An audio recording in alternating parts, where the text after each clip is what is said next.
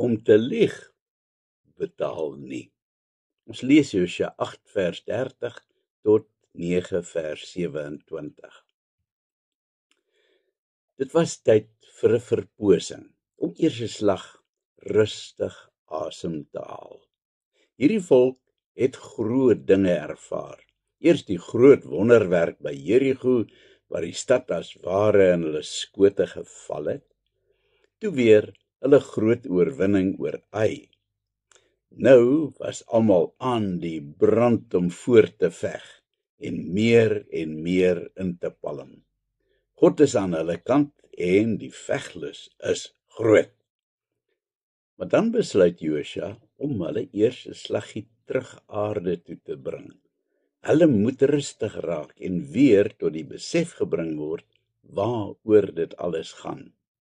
Daarom neem Josua hulle na die Ebalberg. Dis naby Sichem, sowat 50 kilometer noord van Gilgal. Hy wil hulle terugbring na hulle wortels toe, sodat hulle kan verstaan dat dit nie alles oor oorlog en suksesvolle veldslae gaan nie. Daar's veel meer in die lewe. Hulle moet tot besinning gebring word en tot die besef gebring word waarop hulle verhouding met die Here gebou is. Soms gebeur dit ook in ons lewens dat alles voor die wind gaan en jy stoomroller voort na sukses. Moontlik is jou gemeente besig met die een of ander projek en dit kan net nie beter nie. Die fondsinsamelingsprojek vir die ouetehuis oorskry alle verwagtinge. Die kinderhuisprojek vorder beter as wat enigiemand ooit verwag het. Dan is dit so maklik om te begin vergeet waaroor dit werklik gaan. Juist dan is dit dikwels nodig om halt te roep en eers te gaan besin oor die grondslag van die projek waarmee jy besig is. Is die Here steeds julle primêre uitgangspunt? Is hy steeds die belangrikste? Of het die projek, hoe edel dit ook al mag wees, belangriker begin raak as God? By Ebalberg laat bou Josua 'n altaar vir die Here en daar word aan God geoffer ten aanskoue van die hele volk. Almal was daar, selfs die vreemdelinge uit ander nasies wat hulle by Israel kom aansluit het. Dan bring Josua die wetboek tevoorskyn en hy begin vir hulle voorlees oor presies wat die Here van hulle as volk verwag. Om deel te kan wees van die volk van God, verg van jou 'n bepaalde leefwyse. Die riglyne daarvoor is opgeteken in sy wetboek. Die volk moet daaraan herinner word, anders sal hulle dit vergeet. Op soortgelyke wyse moet ek en jy vandag gereeld herinner word aan presies wat die Here van ons verwag. Want nes Israel van ouds, vergeet ons tog so maklik.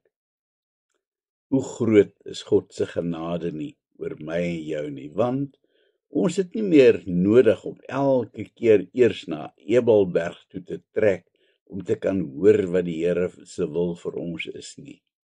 Ons kan maar net die Bybel oopslaan. Israeliete se asemrowende suksesse op die slagveld en veral dit wat by Jerigo gebeur het hulle vooruitgeloop. Hulle vroeëre suksesse soos toe hulle die Amoriete platgeloop het verder daartoe bygedra. Hierdie nuus het soos 'n veldbrand versprei oor die hele Kanaan gebied. Selfs die groot konings het gebewe as die naam Israel voor hulle genoem word. Dan besluit die konings om saam te staan en 'n militêre alliansie te vorm teen hierdie nuwe gedigte vyand. Elkeen op sy eie sal teen die Israeliete nie hond haar afmaak nie. Maar as almal saam teen hulle optrek, sal hulle die knoop kan deurhak. Die inwoners van Gibeon was egter steeds skepties. Hulle het mos gesien wat gebeur het.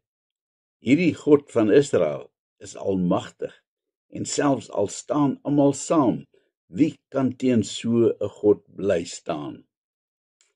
Dan beraam hulle 'n slinkse plan. Hulle moet die Israeliete aan hulle kant kry, maar nou het hulle ook al gerugte gehoor dat die inwoners van Kanaan almal gedoem is.